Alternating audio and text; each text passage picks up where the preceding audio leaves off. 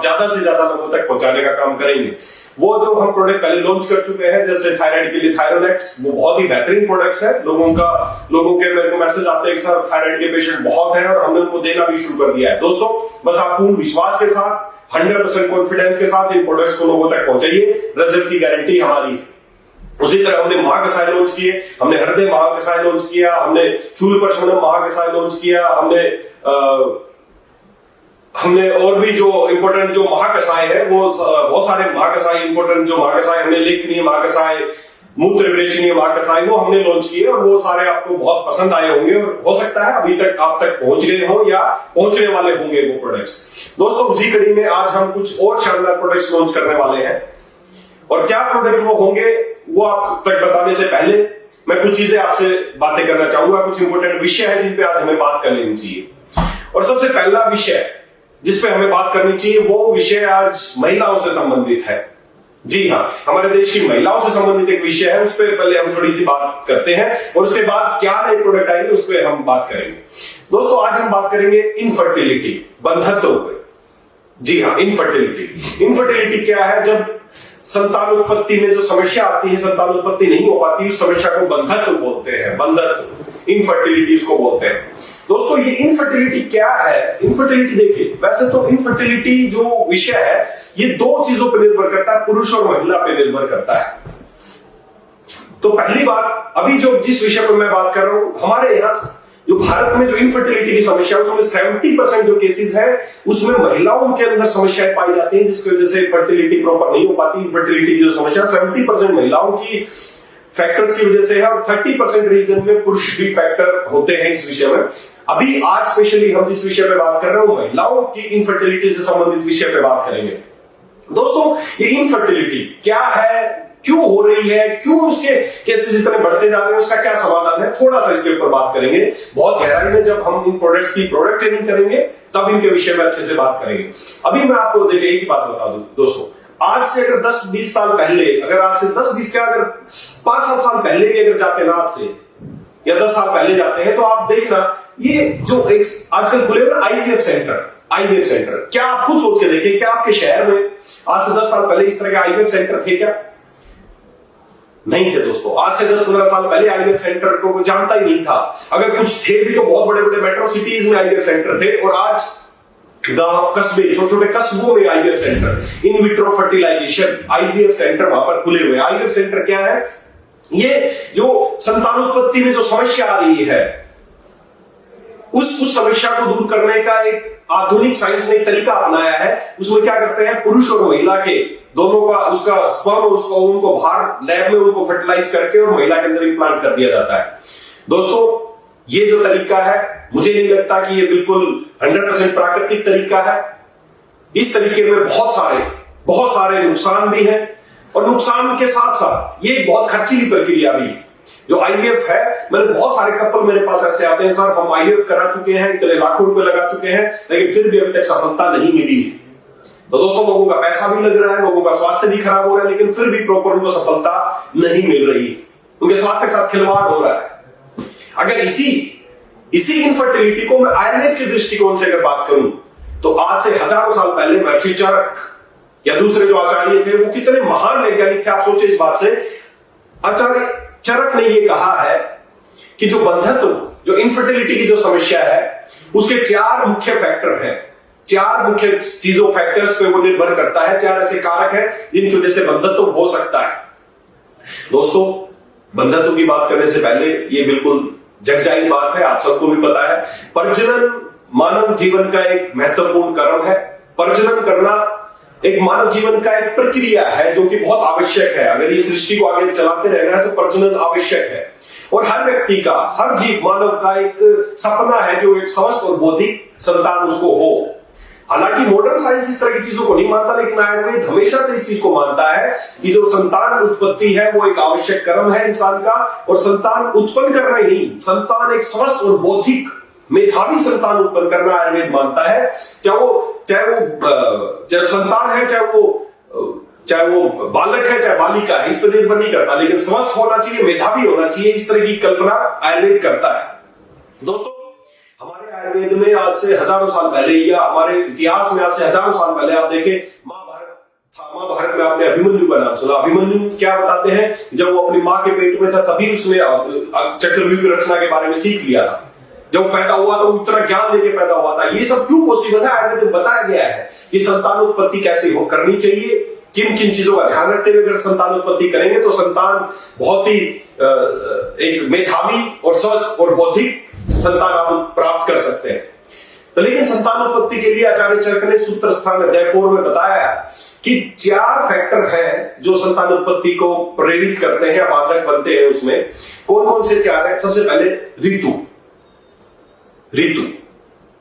हमारे आयुर्वेदाचार्यों ने बताया कि सबसे पहले ऋतु ओके होनी चाहिए, ऋतु प्रॉपर होनी चाहिए। ऋतु का मतलब फ्रेटाइल पीरियड होना चाहिए, महिलाओं का फ्रेटाइल पीरियड। उस दौरान अगर आप संतानोत्पत्ति की कोशिश करते हैं तो 100% आपको रिजल्ट मिलने के चांस है। ये जो फ्रेटाइल पीरियड है इसको उन्होंने ऋतु का नाम दिया है। तो ऋतु प्रॉपर होनी चाहिए। अगर हम बिना ऋतु के ही प्रयास करते रहेंगे तो संतानोत्पत्ति नहीं होगी। सब कुछ नॉर्मल होते हुए भी संतानोत्पत्ति नहीं हो पाएगी।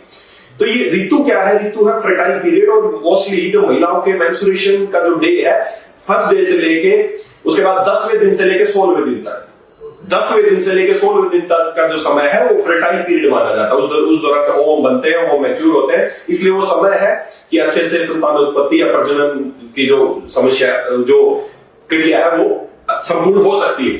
दूसरा, उसके बाद उन्होंने इंपोर्टेंट फैक्टर माना वो है क्षेत्र। पहला उन्होंने माना ऋतु, दूसरा है क्षेत्र। क्षेत्र मतलब जो देखिए कोई खेत में आप फसल उगाना चाहते हैं तो 4 चीजों पे इंपोर्टेंट मैटर करता है कि आपका खेत कैसा है, फिर उसके बाद आप उसमें बीज कैसा उगा रहे हैं, फिर उसको पानी कैसा दे रहे हैं और फिर मौसम कैसा है। ये 4 चीजों पर निर्भर करता है कि आपकी फसल कैसे होगी। उसी तरह अगर आप प्रजनन शक्ति, आपका प्रजनन क्षमता आपकी या आपकी संतानोत्पत्ति की जो प्रक्रिया है वो 4 चीजों पर निर्भर करता है, ऋतु, क्षेत्र, अंबु और बीज। आचार्य चरक ने 4 फैक्टर माने हैं कि ऋतु प्रॉपर होनी चाहिए, क्षेत्र मतलब महिला का जो रिप्रोडक्टिव सिस्टम है, ये बड़ा इंपॉर्टेंट चीज है। महिलाओं का जो रिप्रोडक्टिव सिस्टम है, उसका यूट्रस, उसकी ओवरी, उसकी फैलोपियन ट्यूब, उसका सर्विक्स, ये सब कुछ जो क्षेत्र है, खेत है, जहां पर संतान की उत्पत्ति होनी है, जहां पर फिटनेस बनना है, जहां पे एम्ब्रियो बनना है, वो क्षेत्र प्रॉपर होना चाहिए। उसमें कोई विकार नहीं होना चाहिए, वहां पे कोई रसोली नहीं होनी चाहिए, वहां पे गांठ नहीं होनी चाहिए, सूजन नहीं होना चाहिए, कुछ भी नहीं होना चाहिए। तो क्षेत्र अच्छा होना चाहिए, ऋतु अच्छी होनी चाहिए, क्षेत्र अच्छा होना चाहिए। अंबु के बाद अंबु से मतलब है न्यूट्रिशन। फोर्टेस जब वहां पर लगेगा, एम्ब्रियो वहां पर बनेगा तो उसको प्रॉपर न्यूट्रिशन मिलना चाहिए, ये अंबु है। और चौथा है बीज, बड़ा इंपॉर्टेंट, शुरुआत बीज। महिला और स्त्री, पुरुष, इन दोनों का बीज, उसका स्पर्म और उसका ओवम, बीज कैसा है। अगर बीज प्रॉपर है और बीज स्वस्थ बीज है तो एक स्वस्थ फसल बन सकती है। उसी तरह अगर स्वस्थ बीज है तो एक स्वस्थ संतान की उत्पत्ति हो सकती है। तो आचार्य चरक ने 4 फैक्टर बताए कि स्वस्थ ऋतु प्रॉपर होनी चाहिए, क्षेत्र अच्छा होना चाहिए, अंबु अच्छा होना चाहिए, न्यूट्रिशन मतलब प्रॉपर होना चाहिए और बीज अच्छा होना चाहिए। अगर ये चारों चीजें अच्छी है तो 100% संतानोत्पत्ति हो सकती है। बहुत महान थे हमारे आचार्य, बड़े वैज्ञानिक थे वो। उन्होंने ऐसा कोई तरीका नहीं अपनाया कि संतानोत्पत्ति प्रॉपर नहीं हो रही तो आप बाहर से लैब में इन विट्रो फर्टिलाइजेशन करें और अंदर इम्प्लांट कर दें। ये तरीके गलत है, प्राकृतिक तरीके नहीं है। लूटा जा रहा है आज लोगों को। देश भर में लाखों रुपए हर जगह आईवीएफ सेंटर खुले हुए हैं और कपल बेचारे वहां पर जाते हैं और लाखों रुपए उनके बर्बाद हो रहे हैं, लेकिन फिर भी सफलता नहीं मिलती। इससे उनका क्या होगा? मानसिक स्ट्रेस। जो ये आदमी, जो महिला 1 बार आईवीएफ 2 बार आईवीएफ करा चुकी, सोचिए उसकी मानसिक दशा क्या होगी, उसके परिवार पे उसकी कितना उसमें प्रेशर होता है। हमारा समाज ऐसा है जहां पर संतानोत्पत्ति ना हो सकने के कारण महिला पर बहुत अधिक प्रेशर होता है और उस प्रेशर को झेलती रहती है। और आचार्य चरक ने एक ही बात मानी, जब तक महिलाएं मानसिक रूप से स्वस्थ नहीं होगी तब तक संतानोत्पत्ति की प्रक्रिया नहीं हो सकती है। और आज सबसे बड़ी समस्या है कि महिलाएं मानसिक रूप से स्वस्थ नहीं है, उनका रिप्रोडक्टिव सिस्टम अच्छा नहीं है, क्षेत्र अच्छा नहीं है और कोशिश कर रहे हैं कि हम बाहर से बीज डालते रहेंगे। अरे पहले उनका रिप्रोडक्टिव सिस्टम हेल्दी होना चाहिए, उनका ब्रेन अच्छा। बहुत वैज्ञानिक सोच थी हमारे आचार्यों की। तो दोस्तों, बंधत्व की समस्या, या अगर आप महिला है लेकिन आप संतानोत्पत्ति नहीं चाहते, लेकिन फिर भी आपका रिप्रोडक्टिव सिस्टम अच्छा होना चाहिए, आपका यूट्रस हेल्दी होनी चाहिए, आपकी ओवरीज अच्छी होनी चाहिए, आपकी फैलोपियन ट्यूब अच्छी होनी चाहिए, समय पे जो आर्तव काल है वो समय पे होना चाहिए, किसी तरह की कोई डिस्चार्ज नहीं होनी चाहिए, वाइट डिस्चार्ज नहीं। महिलाओं के पास बहुत बड़ी समस्या है, वाइट डिस्चार्ज की समस्या, हार्मोन इम्बैलेंस की समस्या, अंडेदानी में रसौली, बच्चेदानी में रसौली, ये सारी महिलाओं की समस्याएं है। और जब ये समस्याएं हैं तो इसका मतलब उनका जो क्षेत्र है, जो उनका खेत है, वो प्रॉपर नहीं है, इसलिए फसल नहीं उगाई जा सकती।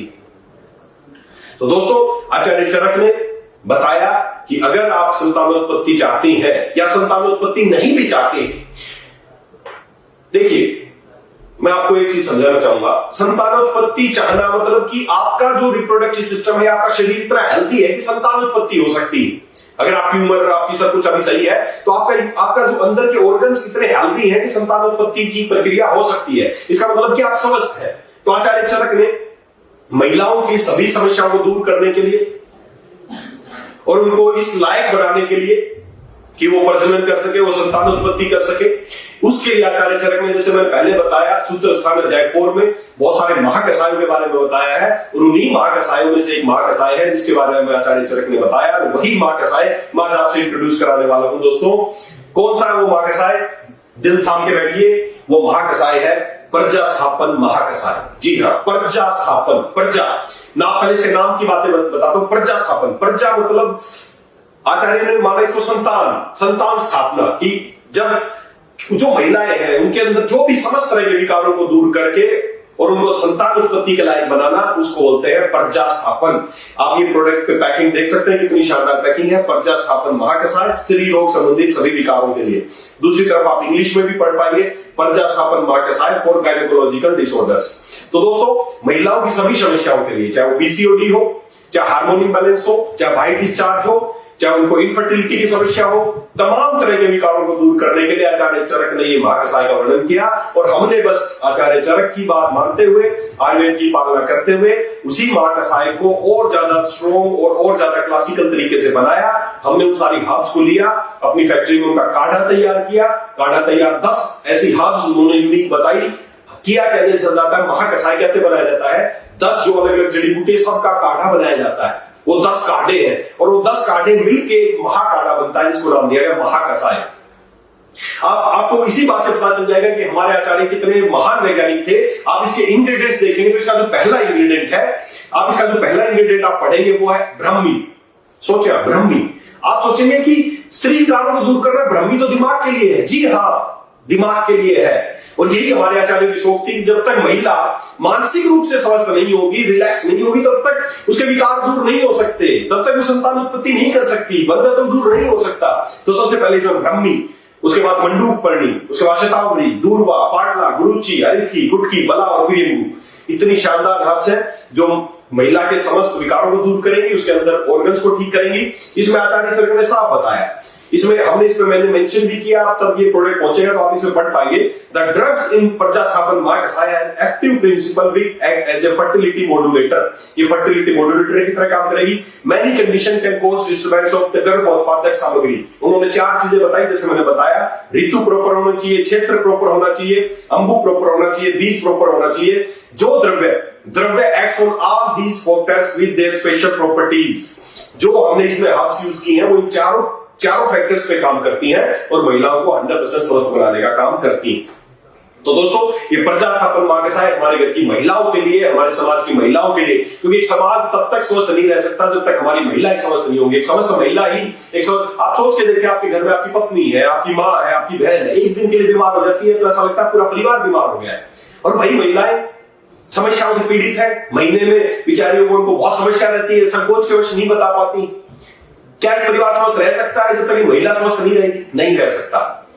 स्वस्थ महिला ही स्वस्थ समाज को, स्वस्थ परिवार को स्वस्थ रख सकती है। इसलिए महिलाओं का स्वस्थ रहना बहुत जरूरी है। और महिलाओं को स्वस्थ रखने के लिए बहुत ही शानदार प्रोडक्ट अलेक्स आपके लिए लेके आया है, प्रजा स्थापन महाकसाय। लेना कैसे है? 30 ml सुबह, 30 ml शाम को गुनगुने पानी में डाल के आपको घर की महिलाओं को इस्तेमाल करना है। और जो भी महिलाएं मुझे सुन पा रही है, मैं उनको विश्वास दिलाता हूं कि चाहे वो मानसिक रूप से उनको तकलीफ है, चाहे शारीरिक रूप से तकलीफ है, इसके सारे इंग्रेडिएंट ऐसे हैं कि उनको एक अच्छा जीवन देंगे, वो एक अच्छा फील करेंगे। जब उसको लेना शुरू करेंगी, उनकी स्ट्रेस लेवल दूर होगा, उनके हार्मोन लेवल अच्छे होंगे, एक उनकी प्रजनन क्षमता बढ़ेगी, उनका यूट्रस अच्छा होगा, ओवरीज अच्छी होगी। ये वाइट डिस्चार्ज की समस्या, लिक्यूरिया की समस्या या जो भी समस्याएं हैं, उन सबको आप पाएंगे कि आप बहुत जल्दी उनसे राहत पा रही है और आप एक अच्छा महसूस करने लगेंगे जैसे आप इसको इस्तेमाल लेना शुरू करेंगे। तो दोस्तों, आप लोगों से विशेष निवेदन है इस बात का कि अपनी घर की महिलाओं को अवश्य, और मैं तो कहता हूं चाहे समस्या है या नहीं है, अगर आप चाहते हैं आपकी घर की महिलाएं स्वस्थ रहे तो उनको एक प्रोडक्ट देना चाहिए। हर महिला तक, उस महिला तक जिसको बंधत्व की समस्या, हमारे समाज में बंधत्व एक बहुत बड़ी समस्या है जिसके लिए जिम्मेदार केवल महिला को समझा जाता है, ऐसा नहीं है। अगर 4 फैक्टर इन चारों फैक्टर पे काम करेंगे तो बंधत्व जैसी समस्या दूर हो सकती है। तो दोस्तों, हर उस महिला तक जिसको इसकी जरूरत है आप जरूर पहुंचाएंगे। बस आपका काम पहुंचाने का है, इस प्रोडक्ट का काम करने का। रिजल्ट की गारंटी एलेक्स की है, हमारी है, क्योंकि आप सब जानते हैं एलेक्स है तो प्योर ही होगा। और ये क्लासिकल मेडिसिन है जो 100% प्रूवन है, भारत सरकार द्वारा रजिस्टर्ड है।